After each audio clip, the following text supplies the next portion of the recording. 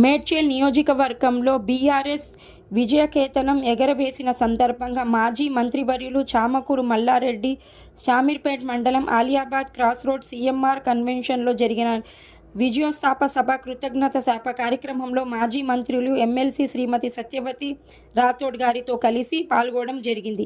ఈ కార్యక్రమంలో మేడ్చల్ నియోజకవర్గ BRS party incharge Mahender Reddy, రాష్ట్ర బీఆర్ఎస్ పార్టీ యువ నాయకులు doctor Bhadra Reddy, municipality chairman Deepika Narasimha Reddy, Lakshmi Srinivas Reddy, ZPTC Shailam Vijender Reddy, మాజీ జిల్లా రైతు సమితి అధ్యక్షులు నందరెడ్డి, మాజీ గ్రంథాలయ సంస్థ చైర్మన్ దయాకర్ రెడ్డి, మాజీ market committee chairman Bhaskar Yadav, Medchal మండల సర్పంచులు, మేడ్చల్ మున్సిపాలిటీ, గుండ్లపోచమ్మ మున్సిపాలిటీ ప్రజాప్రతినిధులు, నాయకులు, కార్యకర్తలు పాల్గొన్నారు.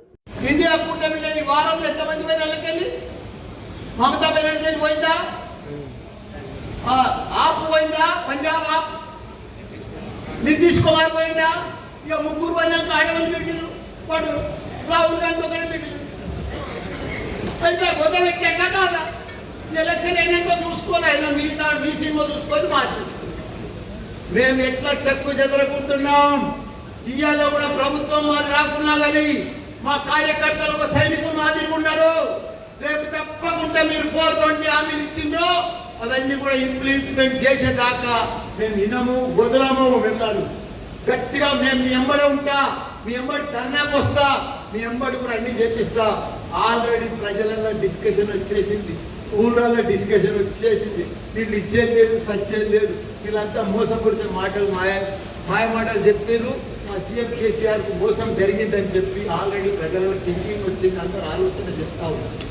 మీరు ఇచ్చినాయి, మీకు అదృష్టవంతుడికి నడిచే కొడుకుని ఇచ్చినట్టు ఇచ్చినామయ్యా. మీకు కాంగ్రెస్ ప్రభుత్వానికి నడిచొచ్చే కొడుకు పుట్టిండు, దాన్ని నిలబెట్టుకోవాలి. అరటిపండు ఒలిచి మీకు నోట నిలబెట్టేటట్టు చేసినాం తెలంగాణ రాష్ట్రాన్ని. అన్ని రకాల కూడా అభివృద్ధి చేసి మీరు ఇప్పుడు చేయవలసింది ఏంటి? నువ్వేం మాట ఇచ్చినావు? 2000 పిచ్చి 4000 ఇస్తాను. తెలంగాణ ఇంకా వైట్ పేపర్ ఇచ్చి అప్లికేషన్ నింపు, ఇవన్నీ ఎందుకయా? ఆన్లైన్లో ఆల్రెడీ 2000 పడుతూనే ఉంది. దాన్ని నువ్వు 4000 పట్టు, నీకు పనే లేదు. ఇవన్నీ డిస్కషన్లు ఎందుకు? సబ్ కమిటీ మీటింగ్లు ఎందుకు? మినిస్టర్కి ఆలోచనలు ఎందుకు? నువ్వు ఇచ్చేటోడం అయితే ఆన్లైన్లో కొన్ని పడితే 2000 పట్టడానికి 4000 పడుతుంది. పడుతుంది.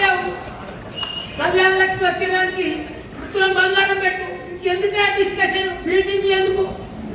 ఇవన్నీ చేతనవాడు, ఇదేవాడు, మోసం చేస్తున్నాడు. మీటింగ్ పెట్టాడు. నువ్వు ఇచ్చే ఆలోచన ఉంది, చెప్పినా కదా నువ్వు ప్రజలకు. ఇంకా అప్పు చేయి, ప్రజలకి మాట మీద పెట్టుకో. మా సీఎం కేసీఆర్ గారు అప్పు చేయలేదా? సంసారం చేస్తున్నప్పుడు అప్పు కాదా? అభివృద్ధి చేస్తున్నప్పుడు అప్పు కాదా? ఉత్తరానే వస్తుందా? చెట్లకు పైసలు రాస్తాయా? మన దగ్గర ప్రింటింగ్ మిషన్ ఉందా? చేయి, అప్పు చేయి. రైతు బంధు ఇచ్చేసేయి. రైతు బంధు ఖాతాలో పడితే మరి బీఆర్ఎస్ పార్టీకే ఓట్లు పడతాయి. మీరు బంద్ చేయండి అని చెప్పి అంటే మనం గోల పెడితే ఇదే రేవంత్ రెడ్డి 3వ తారీఖు వరకు ఆగండి, 9వ తారీఖు నుంచి కేసీఆర్ ఇచ్చే 10,000 కాకుండా మేమిచ్చే 15,000 పడతాయని చెప్పి రైతులకు మోసం మాటలు, మాయ మాటలు చెప్పిండు. ఇప్పటికే 50 రోజులు దాటిపోయింది. వచ్చే 10,000 రాలేదు, నువ్వు ఇస్తాన 15,000 రాలేదు. అప్పుడే పంట కోతకు వచ్చింది, హార్వెస్టింగ్ మొదలైంది అని అంటే ఇప్పుడు అమ్మమాకండి. అధికారంలో వచ్చిన వెంటనే 500 మీకు బోనస్ చెల్లిస్తాం ప్రతి కింటాకు అని చెప్పిండు. ఈరోజు పత్తా లేకుండా పోయిందనే విషయాన్ని ఈ సందర్భంగా తెలియజేస్తా ఉన్నాను. మనం ఇచ్చే కళ్యాణ లక్ష్మికి అదనంగా తులం బంగారం పెడతా అన్నాడు. నిన్న సమీక్ష పెట్టి ఎన్ని పెళ్ళిళ్ళు అవుతాయి, ఎంత బంగారం అవసరం అవుతుంది, దానికి ఎంత ఖర్చు వస్తుంది లెక్కలు చెప్పమని చెప్తున్నాడు. అంటే ఇచ్చిన ఏ ఒక్క హామీ అవగాహన లేకుండా, తనకు తెలియకుండా రాష్ట్ర ప్రభుత్వ బడ్జెట్ ఎంత, ఎన్ని హామీలు ఇవ్వచ్చు, ఏం చేయొచ్చు అనే సోయి లేకుండా అధికారంలో రావడమే లక్ష్యంగా అమలు కాని హామీలన్నీ కూడా, అలవి కాని హామీలన్నీ కూడా ఆకాశమే హద్దుగా ఇచ్చిండ్రు.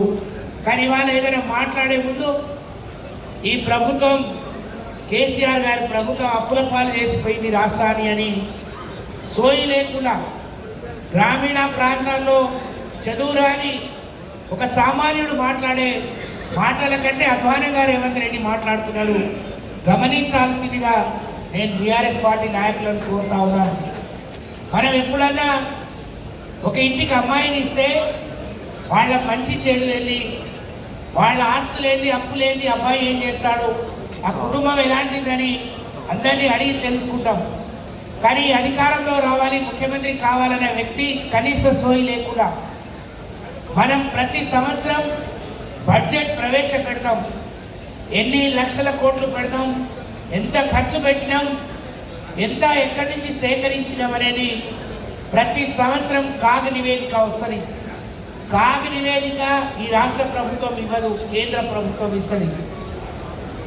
10 ఏళ్ళుగా మనం ఇచ్చే నివేదికలన్నీ ముందు పెట్టుకొని చూసి కూడా మరి అనేక హామీలు ఇచ్చి ఈరోజు చేతులు ఎత్తేసే పరిస్థితి మరి రేవంత్ రెడ్డి ప్రభుత్వం మరి చేస్తూ ఉంది. మాట్లాడితే అప్పులు అంటారు, మాట్లాడితే సరిగ్గా చేయలేదంటున్నారు. ఇవన్నీ తెలియకుండా సోయి లేకుండా ఏ విధంగా అధికారంలోకి వచ్చిందనే విషయాన్ని మనం ప్రశ్నించాల్సిన అవసరం ఉంది. నేను వస్తా అంటే ఇందాకే ఒక వీడియోలో ఒక అమ్మ నాకు 2 బళ్ళున్నాయి, నేను వరి నాటు వేసుకున్నా, ఇప్పుడేమో నీళ్ళు అని అంటారు, ఇప్పటివరకు నాకు రైతు బంధు రాలేదు, మరి మా ఊరు దొరలేమో కాంగ్రెస్ ఓట్లు వేస్తే ఇస్తే అన్నీ వస్తాయనంటే ఇంకేమి వస్తాయని ఆశపడి ఓట్లు వేసినాం. ఉన్న 2 మళ్ళు ఎండిపోతున్నాయి, అటు రైతు బంధు రాలేదు, ఇటు నీళ్లు రావట్లేదు, ఇటు కరెంట్ రావట్లేదు, మమ్మల్ని నట్టేట ముంచిపోయిండు అని చెప్పి ఒక పెద్ద మనిషి ఒక వీడియో పంపించింది అనంటే ప్రజలు ఇప్పుడిప్పుడే అర్థం చేసుకుంటా ఉన్నారు వీళ్ళు ఏం చేయలేరు.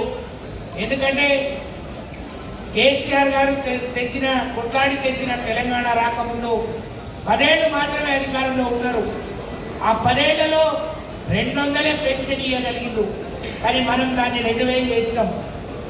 ఆడపిల్ల పెళ్లికి మరి కళ్యాణ లక్ష్మి లాంటి పథకం ఇవ్వాలనే సోయి కూడా లేని వాళ్ళు ఈరోజు అధికారంలోకి వచ్చింది. ఈరోజు హైదరాబాద్